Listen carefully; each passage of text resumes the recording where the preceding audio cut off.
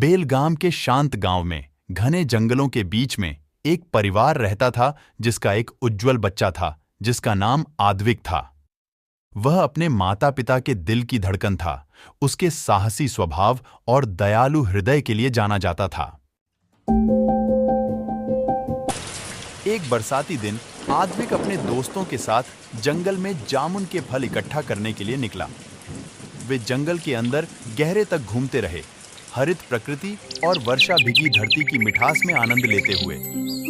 आद्विक हमेशा खुश करने के लिए तत्पर हंसी खुशी वाली टोकरियों के साथ घर लौटा, जिन्हें उसने गांव के लोगों में बांट दिया। अगली रात 12 बजे आद्विक फिर से जंगल की ओर खींचा गया, इस बार गलती से। उसकी सुरक्षा के लिए चिंतित उसके माता पिता उसकी तलाश में निकले। उनके दिल चिंता से भारी हुए। जब वे जंगल के अंदर की अंधेरे में गहरे तक गए तो उन्होंने एक भयानक दृश्य का सामना किया। आद्विक डरावनी चमक में जगमगाते हुए बीना सर वाले भूत के साथ एक त्रांत में नृत्य कर रहा था। डर से विमुख आद्विक के माता पिता गांव की ओर फिर भागे। उनके मन में भय के साथ चक्कर आ रहे थे।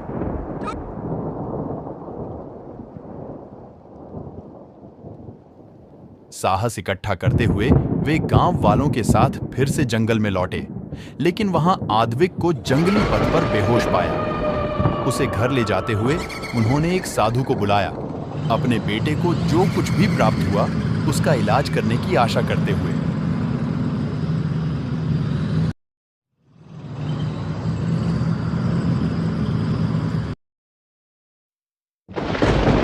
साधु जब अपनी रीति रिवाज शुरू करते हैं तो हवा में असहजता की भावना थी। अचानक आद्विक की आंखें खुल गईं और गला घुटने के साथ उसने साधु को लूटा। उसका शरीर अप्राकृतिक ढंग से विकराल था।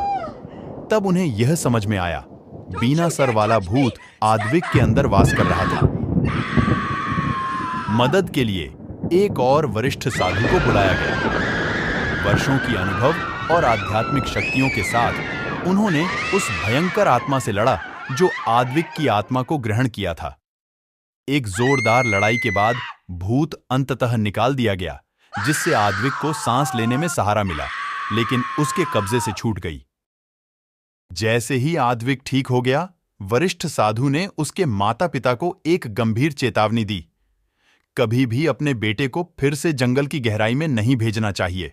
बीना सर वाले भूत की चुंबकीय प्रतिष्ठा उन्हें उस गांव की सुरक्षा के लिए एक सर्दियापना दिलाती रही, जो उनके घर की छांव में छिपी हुई खतरों की याद दिलाती रही। और इसी तरह भारी दिलों और नई पहचान के साथ वे अपने बेटे को जंगल की छाया में छिपी हुई खतरों से बचाने का वायदा किया।